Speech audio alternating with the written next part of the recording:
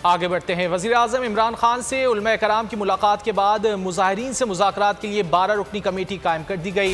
वफाकी वज़ीर मजहबी उमूर नूरुल हक क़ादरी ने कहा, कमेटी हुकूमत और मुज़ाहिरीन से राब्ते में रहेगी।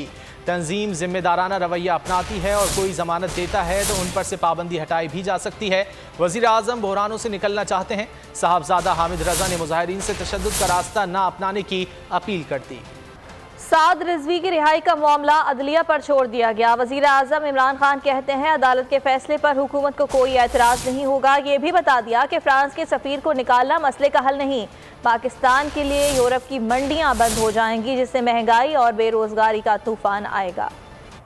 मुज़ाहरे ख़त्म करवाना लाजमी है, मसले का हल निकालना होगा। वज़ीर आज़म इमरान खान ने 31 से ज़ायद उलमा से मुलाकात की।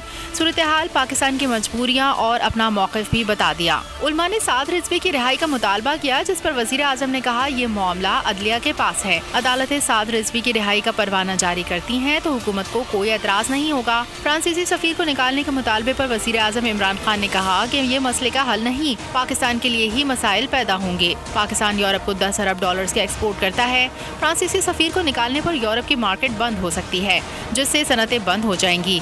महंगाई का तूफान आएगा और बेरोजगारी बढ़ेगी। वज़ीर आज़म ने कहा, मुज़ाहिरों से आलमी सतह पर पाकिस्तान का तशख़्ख़ुस खराब हो रहा है। भारत भी पाकिस्तान को अदम इस्तेहकाम का शिकार करने की साजिशें कर रहा है। वज़ीर आज़म ने कहा कि कोई एक जमात या गुरूह नहीं, हर मुसलमान रसूलुल्लाह सल्लल्लाहु अलैहि वसल्लम से मोहब्बत करता है। शान रिसालत में गुस्ताखी से अरबों मुसलमानों के दिल दुखते हैं। सही तरीका यह है कि दुनिया को शान रिसालत सल्लल्लाहु अलैहि वसल्लम में तौहीन से गुस्ताखी से मुतालिक समझाना होगा। वज़ीर आज़म ने कहा, हुकूमत लॉन्ग मार्च पर तशद्दुद नहीं करना चाहती। फायरिंग मुज़ाहिरीन की जानिब से की गई है। आगे बढ़ते हैं। वज़ीर आज़म इमरान खान से उलमा कराम की मुलाकात के बाद मुज़ाहिरीन से मुज़ाकरात के लिए 12 रुकनी कमेटी कायम कर दी गई।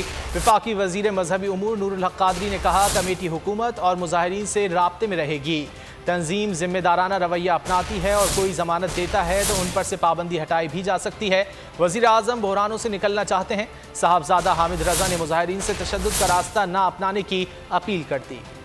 साद रिजवी की रिहाई का मामला अदलिया पर छोड़ दिया गया। वज़ीर आज़म इमरान खान कहते हैं, अदालत के फैसले पर हुकूमत को कोई एतराज़ नहीं होगा। ये भी बता दिया कि फ्रांस के सफ़ीर को निकालना मसले का हल नहीं। पाकिस्तान के लिए यूरोप की मंडियां बंद हो जाएंगी, जिससे महंगाई और बेरोज़गारी का तूफान आएगा। मुज़ाहरे ख़त्म करवाना लाजमी है, मसले का हल निकालना होगा। वज़ीर आज़म इमरान खान ने 31 से ज़ायद उलमा से मुलाकात की।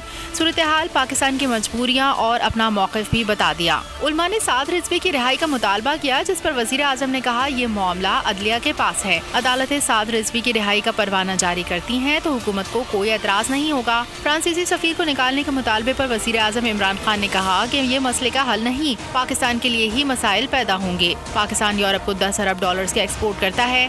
फ्रांसीसी सफीर को निकालने पर यूरोप की मार्केट बंद हो सकती है, जिससे सनतें बंद हो जाएंगी। महंगाई का तूफान आएगा और बेरोजगारी बढ़ेगी। वज़ीर आज़म ने कहा, मुज़ाहिरों से आलमी सतह पर पाकिस्तान का तशख़्ख़ुस खराब हो रहा है।